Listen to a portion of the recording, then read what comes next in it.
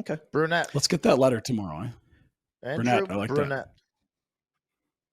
Why not? Yeah, and I tell you what, they win the President's Trophy last year, the monster years for all those Panthers, and you had said they screwed up. This was a mistake. How could you not bring this guy back?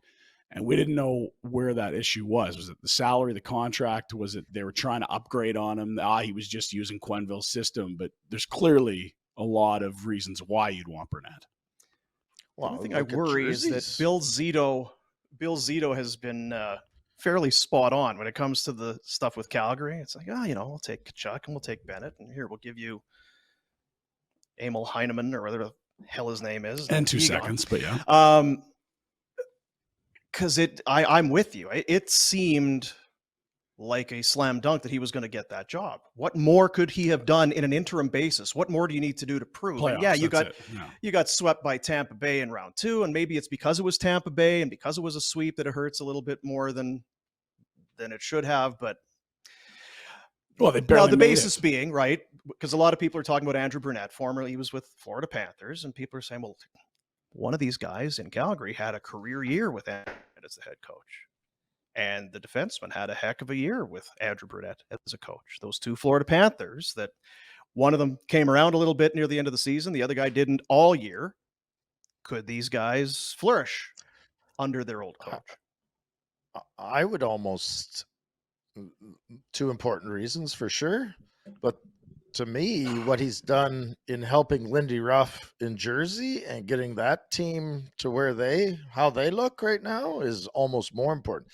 Not to take anything away from Lindy Ruff, but I'm guessing and betting that Brunette has been a huge focal point in that dressing room, and they're getting them to this level of success. They've looked a lot different, right? They were pretty leaky last year, and they've been very, very defensively stout this year. It's not the craziest thing. The only thing the only thing I dislike about it is you're really, and maybe you have to, but you're really catering to one guy. Two, but yeah, one for sure.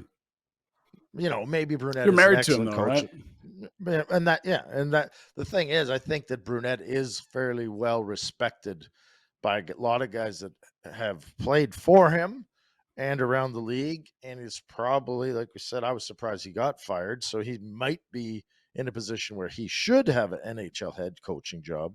So maybe I'm not, it feels like you're doing it for Huberdeau, but maybe there's a lot more to it than just that. He has done a hell of a job with Jersey. So who's to say he can't come here and do that?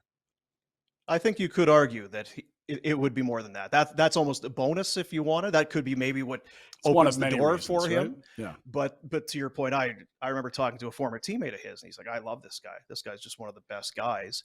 And you can say, in a way, he has previous NHL coaching experience, and he's been on a bench, and I get what you're saying, but you also hear that when coaches come up from the AHL, when it's a young team, a lot of these young players were with this guy in the American Hockey League, so they have a built-in relationship. It's already baked in. Those are probably your 2 top candidates when you talk about the AHL coach here. Yeah.